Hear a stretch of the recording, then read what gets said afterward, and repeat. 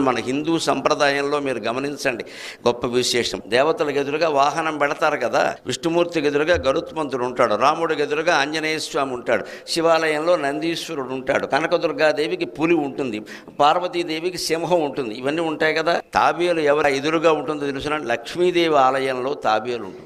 లక్ష్మీదేవికి తాబేలుకి సంబంధం ఏంటండి అంటే, డబ్బు బాగా ఉన్నవాడు జీవితంలో తాబేలులాగా నెమ్మదిగా నడవాలి, పొగరెక్కి ప్రవర్తించద్దు అని చెప్పడం. దాన్ని కేశవనామాల్లో చెబుతారు. కేశవ, నారాయణ, మాధవ, గోవింద, విష్ణు, మధుసూదన, త్రివిక్రమ, వామన, శ్రీధర, హృషికేశ అంటారు. శ్రీధర అంటే లక్ష్మీదేవిని ధరించాడు. ఆ సకల సంపదలు నిన్ను చేరినప్పుడు నువ్వు ఎలా ఉండాలంటే హృషికేశ. హృషికం అంటే ఇంద్రియం, హృషిక ఈశక. ఇంద్రియాలన్నీ ఎవడి అధీనంలో ఉంటాయో వాడు హృషికేశు. డబ్బు బాగా ఉన్నప్పుడే నీ ఇంద్రియాలను నువ్వు అధీనంలో పెట్టుకోవాలి. పేదవాడిని ఇంద్రియాల అధీనంలో పెట్టుకోమని చెప్పక్కల, వాడు అధీనంలోనే ఉంటాడు.